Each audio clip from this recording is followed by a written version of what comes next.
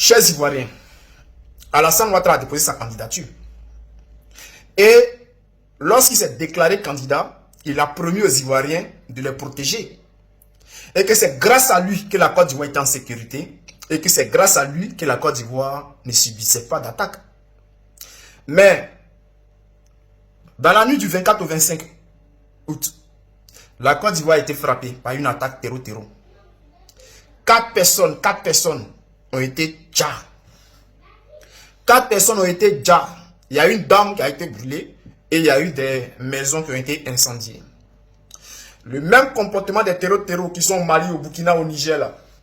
Il y a eu ce même comportement-là en Côte d'Ivoire. Dans une ville de Côte d'Ivoire. Alors, pour aller en profondeur, il faut savoir que Ouattara vient de déposer sa candidature. Et lorsqu'il s'est déclaré candidat, il a dit que lui, là, c'est lui qui garantit la sécurité des Ivoiriens. Nous venons de perdre 4 frères ivoiriens. Et une dame qui a été brûlée. Il y a eu une 5e personne, non, il y a une 6e personne qui est portée disparue. C'est-à-dire, il y a 4 qui ont déjà, il y a une femme qui a été brûlée et il y a une personne qui a disparu. On ne sait pas où il se trouve. C'est-à-dire, les terreaux sont partis avec lui. Il y a eu des fermes, des moutons et aux poulets, tout ça là, qui ont été saccagés, des moutons qui ont été volés, le bétail a été volé. Et ça, c'est le comportement des terreaux. Ce n'est pas le président Gbagbo qui est au pouvoir. Donc, il faut reconnaître que Alassane Ouattara a échoué. Le fait de nous dire que c'est parce que lui, le pouvoir, que nous sommes en sécurité, c'est un mensonge. C'est un chantage. Parce que voici là, Alassane est là. Et nos frères ont été déjà. Maintenant, ce que vous n'avez pas remarqué, c'est que les journaux n'en parlent pas. Les journaux n'en parlent pas. Et pour camoufler encore plus cela, Alassane Ouattara est parti en personne pour déposer sa candidature. Comme quelqu'un qui est en quête d'amour du peuple. Ce que le président Gbagbo même a refusé. Parce qu'il n'y a pas d'enjeu à créer de l'engouement autour de lui pour aller déposer sa candidature. Mais dans un premier temps, Alassane Ouattara pensait que le président Gbagbo allait partir déposer sa candidature. Et derrière lui, il allait partir déposer aussi également sa candidature parce qu'il a mobilisé du monde. Il a réquisitionné plusieurs bus de la Sotra pour aller chercher ses partisans dans tous les quartiers, dans toutes les villes. Pour les ramener, pour aller l'accompagner, pour déposer sa candidature. Au fait, il a voulu mobiliser plus que le président Gbagbo parce qu'il pensait que le président Gbagbo allait partir. Les gens allaient partir, les gens allaient dire, ah, il y a au moins 1000 personnes, 2000 personnes, 3000 personnes qui sont allées accompagner le président Gbagbo pour déposer sa candidature. Et lui, Ouattara allait venir pour dire non, que, oh, lui a mobilisé au moins 5000, 6000 personnes. Voici le plan qui était mis en place. Pour camoufler l'attaque qui a été perpétrée. Non seulement il a voulu défier le président Gbagbo Laurent, mais de deux, il a voulu camoufler l'attaque qui s'est passée dans le nord de la Côte d'Ivoire. Alors, je vais vous expliquer pourquoi j'ai dit que la Côte d'Ivoire accuse le Burkina Faso. On voit ici les militants du RHDP et c'est un cadre du RHDP qui accuse carrément le Burkina Faso de vouloir déstabiliser la Côte d'Ivoire et accuse le Burkina Faso d'avoir attaqué la Côte d'Ivoire. Mais que nous révèle ici le journal Infodrome? Infodrome nous dit que, selon les récits des enquêteurs ivoiriens, les habitants qui ont été déjà là, nos Ivoiriens qui ont été déjà là, par les terreaux là, ils ont été déjà parce que ces personnes-là aident les VDP. Selon l'Infodrome de Côte d'Ivoire, les 4 personnes qui ont été déjà, la femme qui a été brûlée, lui, le monsieur qui a disparu, cela est arrivé parce que ces gars-là aident les VDP, les volontaires pour la patrie, les Burkinabés, qui luttent contre les terreaux. Je ne comprends pas.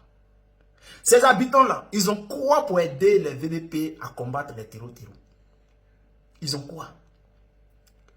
Donc, la Côte d'Ivoire dit que ces gars-là ont été ciblés parce qu'ils aident les VDP. Mais qu'est-ce qui se passe exactement? Ici, c'est même AFP-là, c'est-à-dire c'est un journal français, en complicité avec la Côte d'Ivoire, qui protège la Côte d'Ivoire, le pouvoir de Ouattara.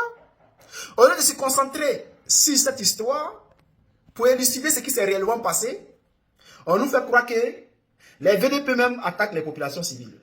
Et que ceux-mêmes qui ont attaqué Difita viennent du Burkina Faso. Ils sont quittés au Burkina Faso et ils sont venus attaquer et après ils sont retenus au Burkina Faso. Pour nous faire croire, parce qu'ici on nous dit que pour l'instant là, la piste de terreau a été écartée.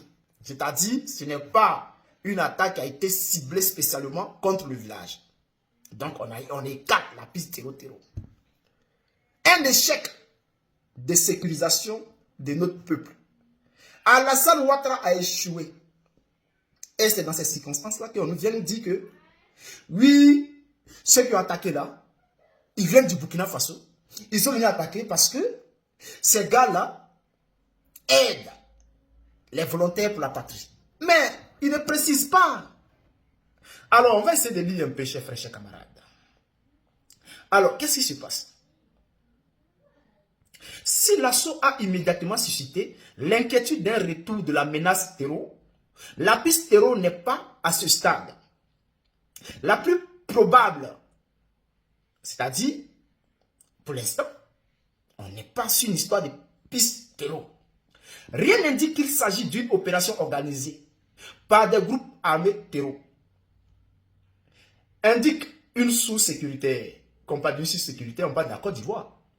Selon cette dernière, tout porte à croire que les assaillants visaient spécifiquement des habitants accusés de lien avec les volontaires pour la défense de la patrie VDP, supplétifs civils de l'armée burkinabé. Une source gouvernementale confirme cette analyse auprès de l'AFP. C'est-à-dire, Alassane Ouattara confirme cette source-là. Alors, qu'est-ce nous dit cette source? L'attaque ressemble davantage à un règlement de compte. C'est-à-dire, ce ne sont pas les terreaux qui sont levés comme ça pour venir attaquer. Mais c'est un règlement de compte. A-t-elle expliqué des vieilles femmes qui ont été brûlées là-haut, des maisons qui ont été brûlées là-haut? C'est quoi cette histoire de règlement de compte? A-t-elle expliqué, précisant que des villageois soupçonnés d'apporter un soutien logistique au VDP auraient été pris pour cible. Soutien logistique des villageois. Des villageois apportent un soutien logistique au VDP.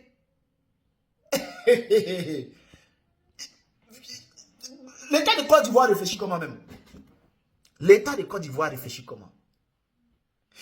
On ne nous dit pas que Alassane Ouattara a échoué à protéger les Ivoiriens. On nous dit que non, c'est les gens qui aidaient, qui apportaient un soutien logistique au VDP. Et c'est pour cela qu'il y a un groupe.